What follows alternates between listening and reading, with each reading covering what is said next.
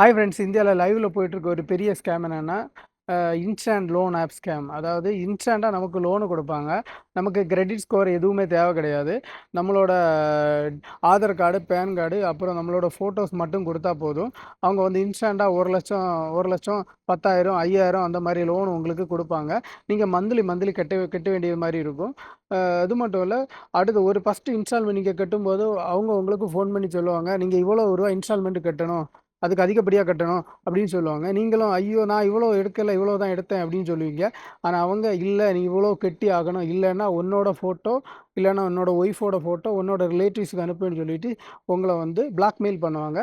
Already உங்களோட ரிலேட்டிவ்ஸோட photos எல்லாமே எடுத்து டவுன்லோட் பண்ணி ஃபேஸ்புக், இன்ஸ்டாகிராம் இந்த மாதிரி பேஜில் இருந்து டவுன்லோட் பண்ணி எடுத்து வச்சுருப்பாங்க. அதை எடிட் பண்ணி உங்களோட ரிலேட்டிவ்ஸுக்கு அனுப்பி நீ இவ்வளோ கட்டி தான் ஆகணும், இல்லைன்னா இந்த ஃபோட்டோ அவங்களுக்கு அனுப்பு இவங்களுக்கு அனுப்புன்னு சொல்லிட்டு உங்களை வந்து பிளாக்மெயில் பண்ணுவாங்க. இந்த மாதிரி ஸ்கேம் இந்தியாவில் இப்போ கரண்ட்லி லைவில் போயிட்டுருக்கு.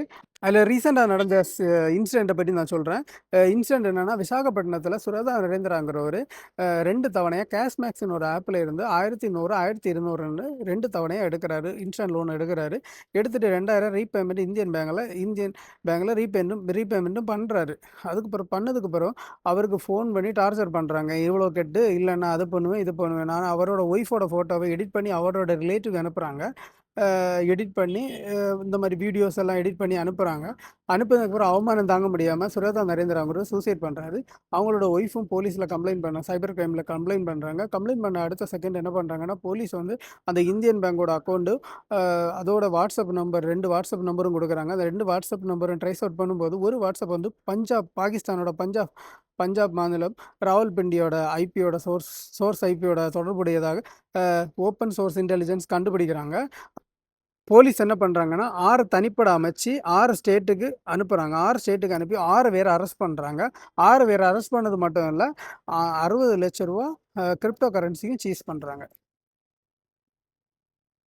இதே போல் இன்ஸ்டன்ட் லோன் ஆப்பில் இருந்து நீங்கள் லோன் எடுத்திருந்தாலோ, இல்லை உங்கள் ஃப்ரெண்டு லோன் எடுத்திருந்தாலோ, அவங்கள யாராவது ஃபோன் பண்ணி நீ அதிக ரூபா கட்டி தான் ஆகணும், இல்லைன்னா உன்னோட ஃபோட்டோ வீடியோ எடிட் பண்ணி இவங்களுக்கு அனுப்புவேன், உன்னோட ரிலேட்டிவ் அனுப்புவேன் யாராவது மிரட்டினாலோ, ஜஸ்ட்டு நீங்கள் வந்து சைபர் கிரைமுக்கு கம்ப்ளைண்ட் பண்ணுங்கள். டேரெக்டாக போய் கம்ப்ளைண்ட் பண்ணுங்கள், இல்லைனா ஆன்லைனில் கூட நீங்கள் கம்ப்ளைண்ட் பண்ணலாம். So be safe guys. Thank you so much for வாட்சிங். பை.